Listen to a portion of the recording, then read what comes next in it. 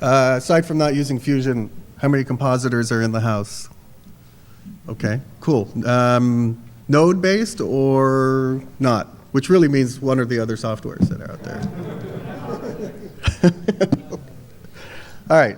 Well, Fusion is a node-based system, and it's a little of everything for everybody. It's one of those sort of very fluid, and as you can see, incredibly high-end work, but also can do incredible text tools and amazing levels of keying and all that kind of good stuff. So I'm just going to go through and run a quick demo for you guys. So I only have 20 minutes, so I'm just going to start by building something. It'll give you guys an idea of what it is. So the way it works, nodes get dropped into a flow. And those nodes essentially are tools. In this case, it's a loader tool. All right, and it's simply a tool. When you click on it, the controls are here, and it basically just points to location, a file location. And the interface is broken up into the flow area. This is where we do our work. The views, which of course can be unlimited. Every one of these can be undocked and docked and made into what you want. The control area, where you actually control your tools. And then we have our timeline and our spline editor. So let's begin. I've got a background, and I want to do a basic composite. So I'm going to take a green screen and just throw it onto the view, and Fusion will apply it on top. Now, the background is 4K, and the foreground is HD. Right, so as soon as you do that, Fusion says, well, okay, so your background is the master resolution, and so we've got our foreground over our background. And Fusion is a infinite canvas resolution independent system. So anything that is off camera, for instance, off scene is always actually there. So for instance, I just scaled her beyond the scene, but I could still find her by moving her around, right? She's still in there. So this infinite canvas allows you to do some pretty incredible compound effects without pre-comping or for any of that stuff. So I'm going to go right ahead, and I'm going to build a very interesting version of this shot in 3D. So I want to turn this into 3D. So I'm going to bring in an image plane, and this image plane now simply defines where my 3D card is essentially lives in space, right? So I've got a 3D card for that. So I'm going to copy and paste, and now I have a 3D card for her, right? So it's two separate images, both apply to an image plane, and they both have their own 3D environment. So when I connect the two, this merge becomes a scene, and it's a scene with both of them. Right? So we can now select one, move it backwards, forwards, take a look at, at the setup that you have, like that. So I'm going to do a 4-layer thing. We're going to put in a window behind her, and we're going to fly through the window. So let's do that. And I'll start by bringing in a window. And this is, again, a very simple image I found online, and I cribbed it, and I just cut the windows out with some mats, right? So I don't want to waste your guys. Everybody here knows how to do that, right? I hope. So let's put that into a 3D and add that to the scene, right? So we keep adding elements to our scene. So in this case, we have to first and foremost set up your cameras and all that good stuff. So let's go ahead. By selecting the merge tool, Fusion will add tools to the tool that's selected or viewed. Selected if you add it while selected, viewed if you throw it into the view, right? So it helps you sort of build your comp. So in this case, I want to add a camera. So Shift Space brings up a night type camera, and I get a camera. So now that is the actual camera view. And if we look at that here, you can now see that there's a camera, right? And now that allows me to do my moves in 3D space. Okay, so now that I've done that, let's key her so that we can actually see something through the camera. Again, if I view her, and I'm just simply viewing it, I can go into our tool set and select under our mats different types of keyers, right? Ultra keyers, Primat, Chroma keyers, things like that. And if I throw it onto the view, I'm also essentially saying that if, I'll move this out of the way so you can see, I want to what? I want to key her. So the key gets put in, and viewed at the same time, and it's active. Right? So now if we're looking at what we've got here, we've got a layer of one image, another, and a stack of effects for this guy. All right? So I'm not going to do the best key. We'll just do like an auto compute key from Primat, since I don't want to start going in there and detailing keying and all that. Okay, so check this out, right? We've got that. Now, as I start scaling and positioning these elements, right? So for instance, I'll scale this, to fit the view.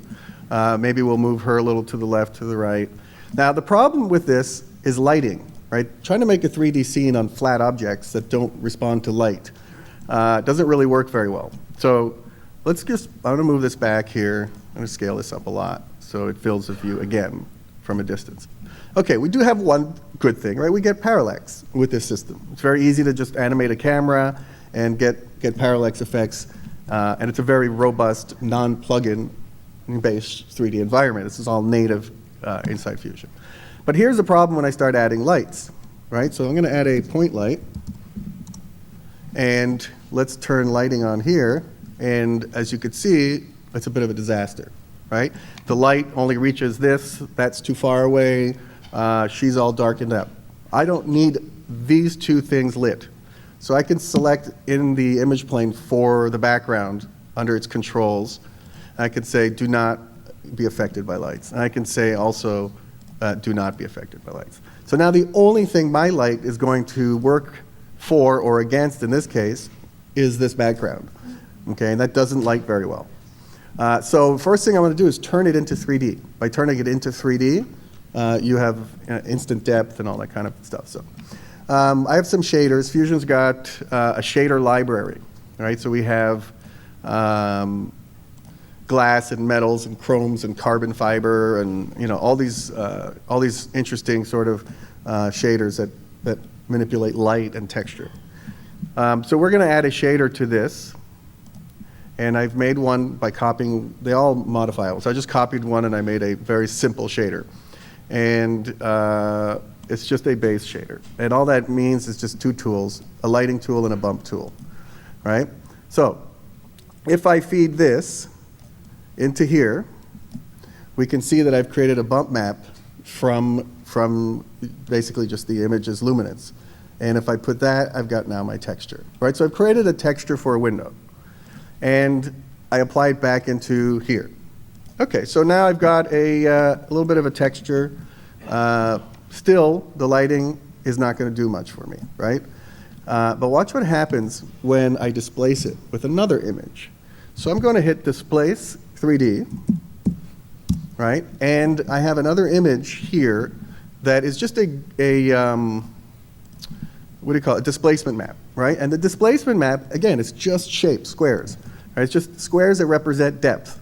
So black being the furthest, white being the closest to you. Simply by applying that to the displace tool and setting obviously the subdivision level to an adequate subdivision level, I now have created a 3D window, right? And that 3D window can now be extruded or flattened or whatever. Now what happens is when I move my wonderful light around, I get much better responsive reactions from the light to that environment, right? We now can actually put the light, position it, and get some really decent effects. So now when I move my camera, right, we're also getting not just parallax between the foreground and background, but we're actually seeing the depth in our window. And here's the cool thing: you don't really need to do this. You don't need to do that, right? You don't need to have that much. You need to have just enough. You see how the light changes just as you pull it, right? So that's all you need, and that is enough for the eye to be to believe it. Okay, so now let me just clean her up really quickly. So I'm going to add a hue tool. A hue tool is how we color correct green screens and things like that. So I have a green suppression, and all I have to do is kind of just pick the color that I want to suppress the green from, and we'll just pull that down a little bit. Pull that one down a little bit. Okay, so not a colorist, but Paul can do that later and fix it for you guys. You up to that, Paul? Wherever you are? Absolutely. Okay, cool.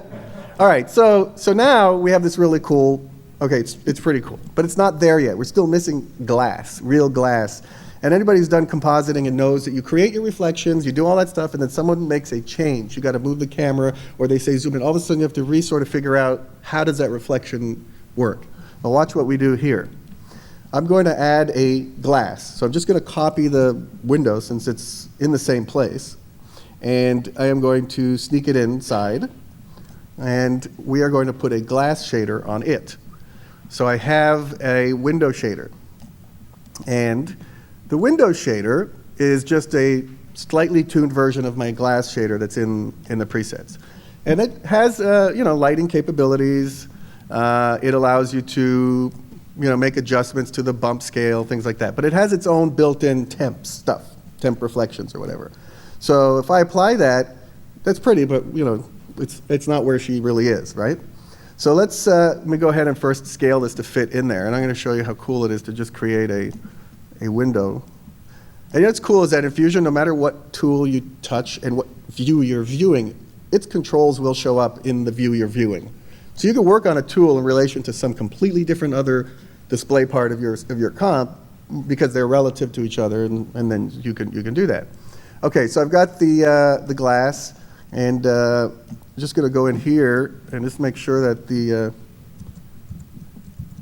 glass is actually in the right place. Right? So we'll select it, and we want it to go right behind there.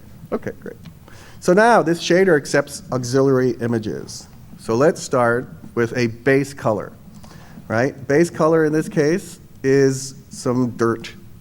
So I'm going to grab that, and I'll put it into here, and I'll say it's the base. So now you see a little bit of that grime showing up in there. But the problem is the reflection is still completely inappropriate. So I have this nice little, I'm really good with Google, So I found this really good high dynamic range, and it really is high dynamic. So you've got all this incredible range in it, which is really important because Fusion takes advantage of that. So watch what happens when we put this in now. And I say this is our new reflection, right? So this is our reflection in. Now watch what happens when we look around in that room. Right? So now that is an accurate reflection based on the instant angle that you're looking at. Right? So you no longer have to worry about whether or not this thing will zoom in or zoom out correctly. The field of view increases, and I can look at the floor over here, nice carpet, and see, like, cool, right?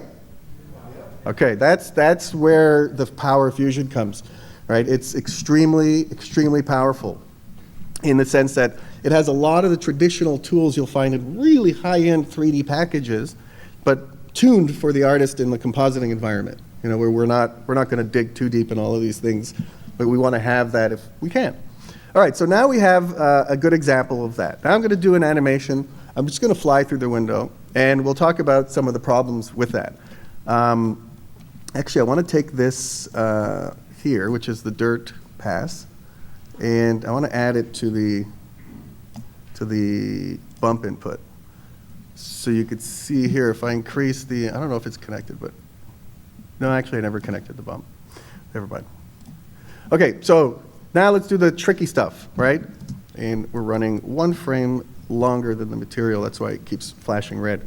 Okay, let's do that camera push in, and I'm going to show you some really cool tricks that go beyond what you just saw. Okay, so we've got our camera. I can select the camera. Actually, before I do that, I just want to touch quickly over what I've just done for those who aren't familiar with nodes, right? The node system is essentially the script for what you're doing. So you can visualize by looking at it in a way that you can't in sort of layer systems. I know what I'm doing here. I could visually see what I'm doing here. And essentially, these are your stacks, right? A stack on this tool, a stack over here. This is the traditional, what you would consider pre-comps that need to be put into other environments. But in Fusion, it stays live. Right. So let's take the camera, right-click on here, and just right-click, say, animate the translation groups. We're going to go and fly through the window, and let's look at the path. And when it gets somewhere around here, when it actually goes through the window, let's actually move it over And let's move it, I guess, down. Okay, and now we'll play that. Right, so now we have our camera that's moving through the scene. And it's great. We got our, let me turn off this grid here.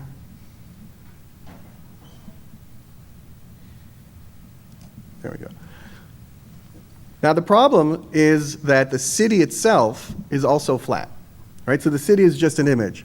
So all of this works up till here, it's great, but the problem is once you get into the city, everything is flat.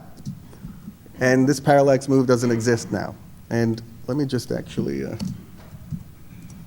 just throw in a little, oops, sorry. Just a little gamma into that background so we could see it a little bit. Okay, so the camera move doesn't offer that kind of parallax, flat image. So let's do exactly the same thing, right? We'll subdivide this to say 200, and we'll add a displace node.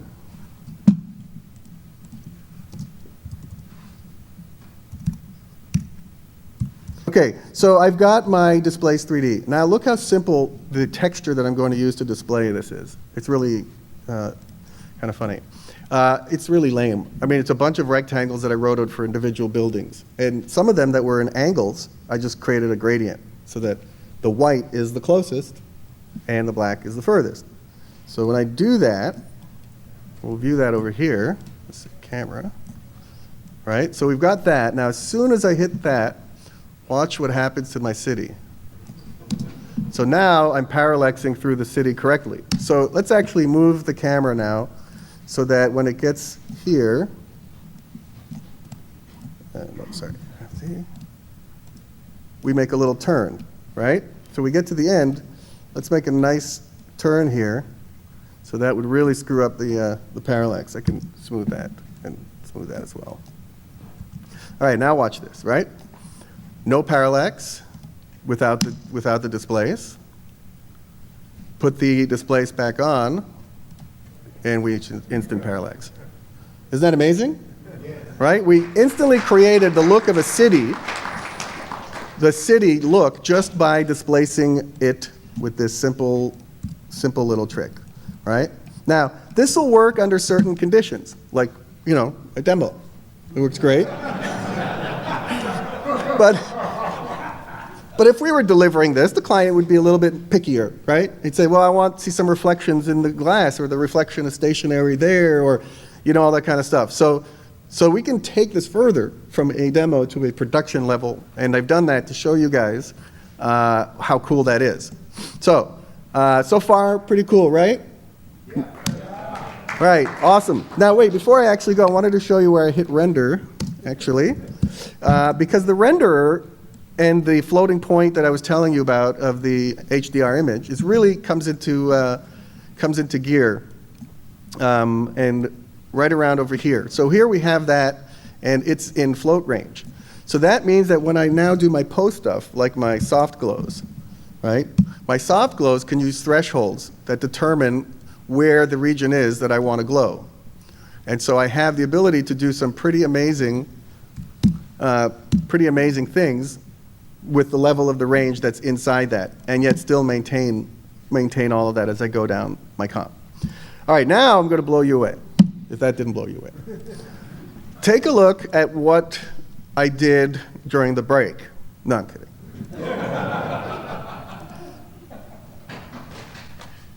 All right, take a look at this. Ta-da. Right? It looks bigger, but it really is copy-paste. Right? Rinse and repeat, rinse and repeat. So actually, you just need to know what I did here, right? And then everything is there. So let's show you the results first. I'm going to show you what this is.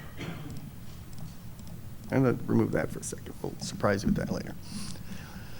Right, so what's happening now, GPU is loading in all the textures. Go to my camera view, and I will play this. How cool is that? That's the same image used to generate this city map. I'm not kidding you, I did it while you guys were having hot dogs. Now, just for fun, I'm going to throw some fireworks in there, particle-based fireworks. You know, have them run off. Not a big deal, right? easy to do. So here's how I did this magic, okay? That same city, right? Rather than displacing the entire thing so that you stretch one building into another building and all that kind of stuff, I just rotoed them all out, right? So I rotoed the buildings out. Not a big deal. You take them out of their scene, each one. But now that I have each one, they now each go into their own image plane. So I can do things to this that don't affect the other buildings, right? They're not like all tied into each other. So how do I do this? Well, I'll give you guys a very quick look at it. First thing I do is I added the shader, right? The shader is what does it, right? So that gives that glass look. But what is a shader? So fair enough. Let me open up the shader. The shader is a mini comp. The shader nodes are the reflect or the blend or things like that. So I'm actually going to disassemble this thing so you can actually see what it is and know that it's not as scary as it seems. So the first thing you want to do is I want to make reflections. So I add a reflection shader. And that reflection shader has inputs. One of them would be the base, right? So this image. So this would go in and it would be my, you hit the option key and you can see all the different inputs. So this would be my background. So now we have our background, right? So the next one, I want to create a reflection. So I found another image somewhere online and add a sphere map to it. So a sphere map basically gives it an environment.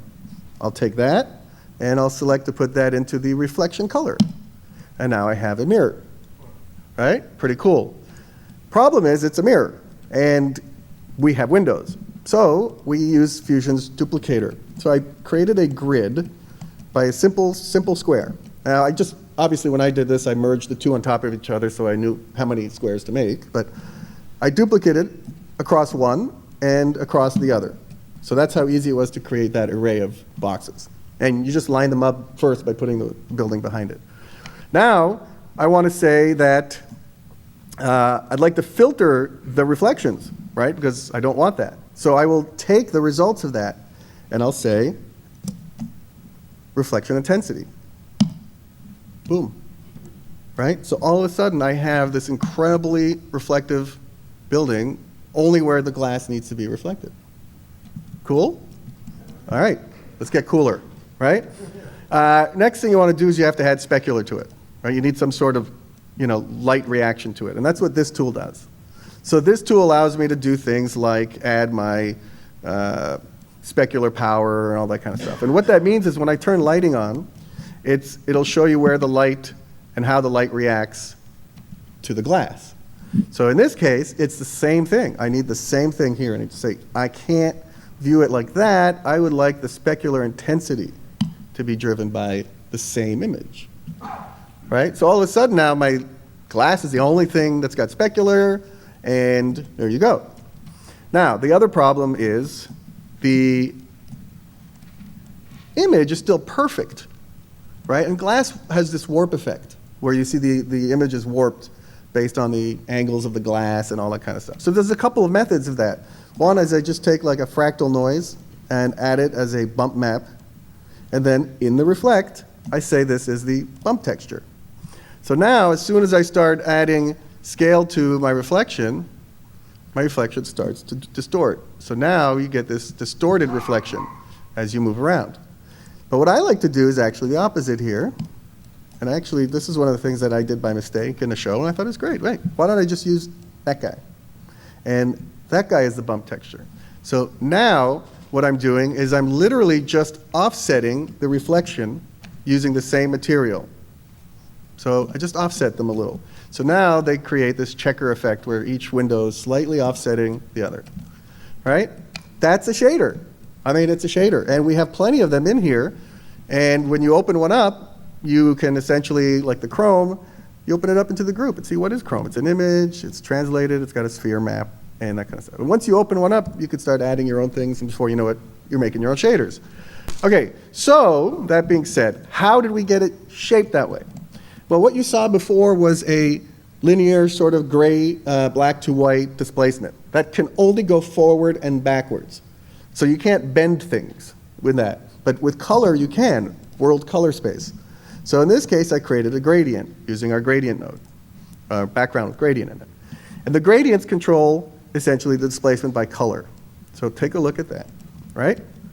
I displace that simply by the position of my color ramps, the colors, whether there's got more blue or less blue, depending on what will push it into its own world space.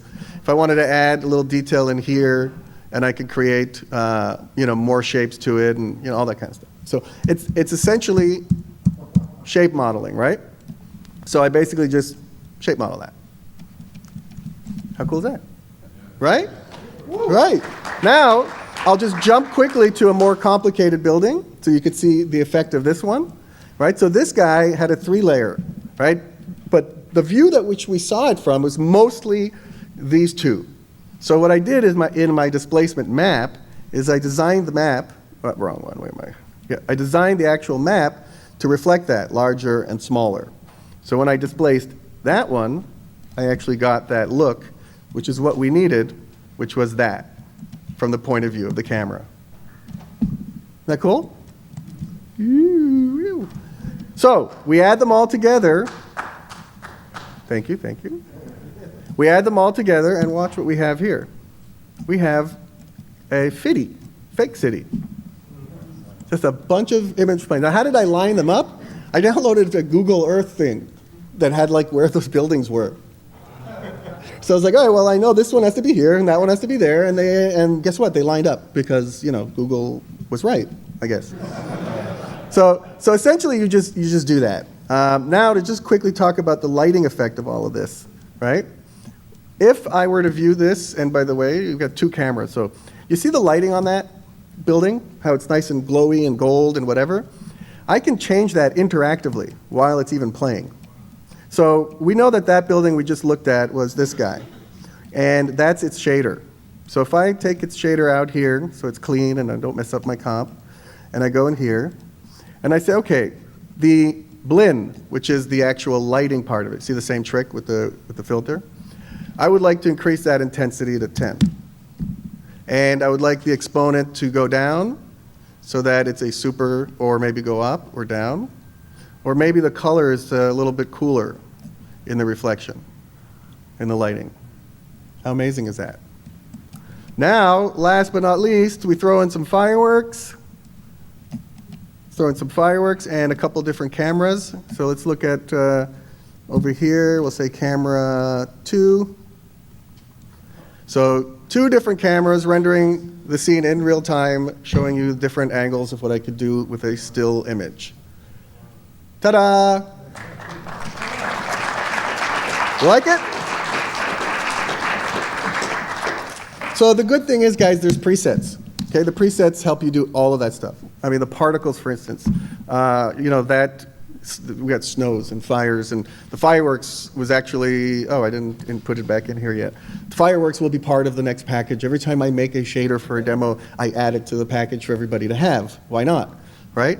But really quickly, this is for you editors out there who are constantly looking for performance enhancements in the sense that you needed a piece of smoke or a piece of chimney smoke or fire, and these libraries all look the same, exactly the same. They all break frame, and you can't shrink them or anything.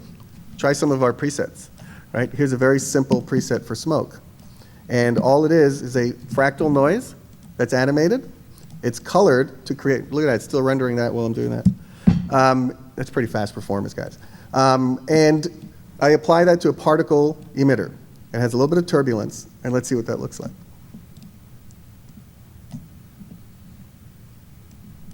And that's the rendered version of it, right? So this smoke is real 3D, right? It's there. It's not, it's not something that you're bound to in any direction, right? You could change the position of your camera, and you can go into your camera and rotate it down a little bit to the left, look at it down or up, and all that stuff. So we have those for you. They're easy to do. We have everything from what you just saw to some more smokestacky type things, like that.